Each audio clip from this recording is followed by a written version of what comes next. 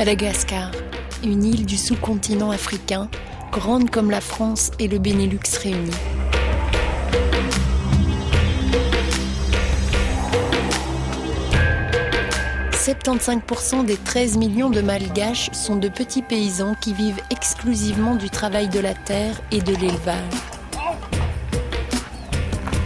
Au cours des 3 dernières décennies et malgré les richesses naturelles de l'île, les sociétés rurales ont vu leur structure sociale ébranlée sous la pression de l'appauvrissement généralisé. La libéralisation récente de l'économie n'a pas eu sur la production agricole les effets positifs annoncés.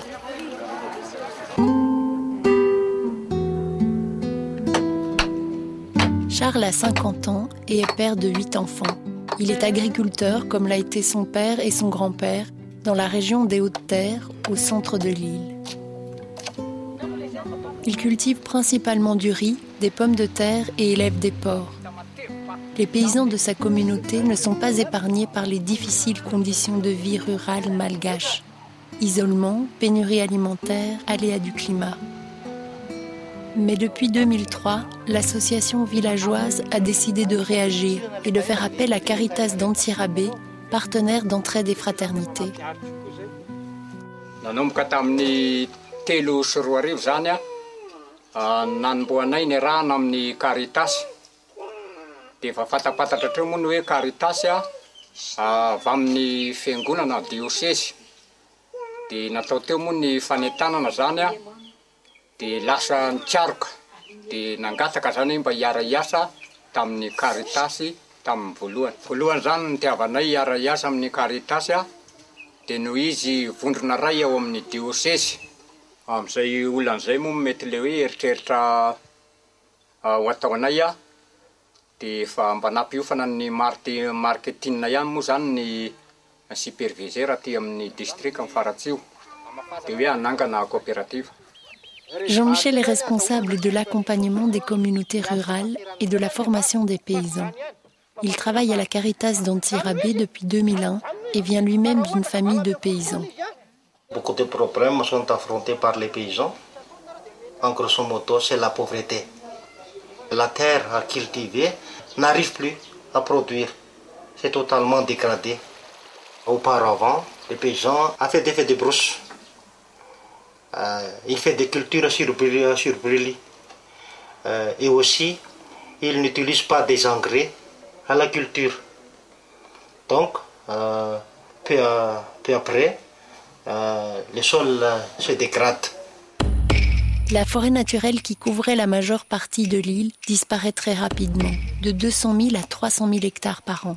La plupart des forêts malgaches ont été détruites par la culture sur brûlis, la coupe de bois de chauffe et l'exploitation industrielle.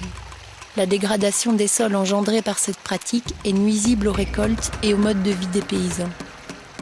Les changements climatiques viennent s'ajouter à ces problèmes déjà existants. Chaque année, il y a une augmentation concernant la grêle. La pluie est tard, mais tout de suite abondant et entraîne de grandes inondations. Donc, elle détruit toutes les cultures. Mais les facteurs environnementaux ne sont pas les seuls à aggraver les conditions de survie des paysans. La fluctuation des prix des produits des récoltes et les conditions de vente déplorables sont autant d'obstacles au développement des populations rurales. Ces dernières années, sur les marchés locaux, le riz pakistanais vendu moins cher est venu concurrencer le riz local.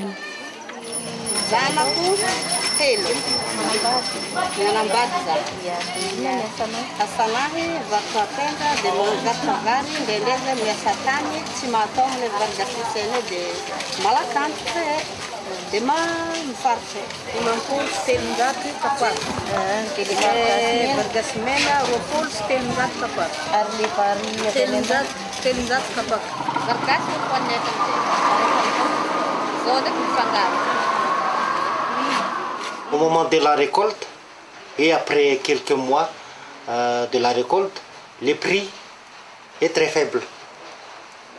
Mais à ce moment-là, les paysans sont obligés de vendre leurs produits parce que ils doivent payer leur dette.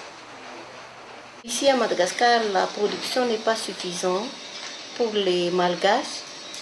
Donc le stock de riz malgache diminue et on ne peut plus ravitailler le marché pour le riz malgache. Donc les opérateurs et l'État malgache obligent d'importer du riz pakistanais ou du riz indien. Si on vend une tonne de riz malgache, on obtient 3 tonnes de riz pakistanais pour la consommation des malgaches. L'État a mis en place un plan d'action pour développer le niveau de vie des habitants. Mais jusqu'à présent, les résultats ne bénéficient pas à ceux qui en ont le plus besoin. L'État veut que les paysans produisent en grande quantité. Pourtant, ils n'ont pas les moyens, ils n'ont pas de terre, ils n'ont pas d'outillage agricole et puis ils n'ont pas les moyens aussi. Le projet, c'est pour les sociétés qui peuvent travailler des grandes terres, qui ont des grandes terres à cultiver. Oui, ça c'est d'accord, mais pour les petits paysans, non. Le travail de Caritas sur le terrain permet peu à peu de conscientiser les paysans et de surmonter ces conditions difficiles. Mais pour obtenir un changement durable, il faut du temps. Plus de centaines d'années, les paysans malgaches pratiquent son coutume, son technique traditionnelle. Donc c'est difficile à changer. Mais à cause de la discussion, la formation, la conversation, etc., il arrive à changer. Ce n'est pas facile. Mais après, il arrive à s'organiser. Il peut construire des barrages, élaborer des projets ensemble. Avec l'appui de Caritas, les paysans du village de Charles ont pu depuis 2003 améliorer leur technique de rendement par des formations pratiques et l'accompagnement régulier de Jean-Michel sur le terrain. Des cours sur la pratique des cultures de contre-saison qui permettent aux familles de se nourrir toute l'année, des formations sur le petit élevage de porcs ou de poulets pour diversifier les revenus. Autant de solutions partagées et adoptées qui améliorent lentement mais durablement les conditions de vie des villageois. Avec l'aide d'Entraide et Fraternité, la communauté de Charles a construit un barrage pour permettre l'irrigation des rizières. Un projet de reboisement est en cours et chaque paysan joue un rôle actif dans la lutte contre le déboisement et les feux de brousse. Les projets et les rêves ne manquent pas. Les enfants de Charles s'engagent sur les traces de leurs parents avec beaucoup d'espoir dans l'avenir.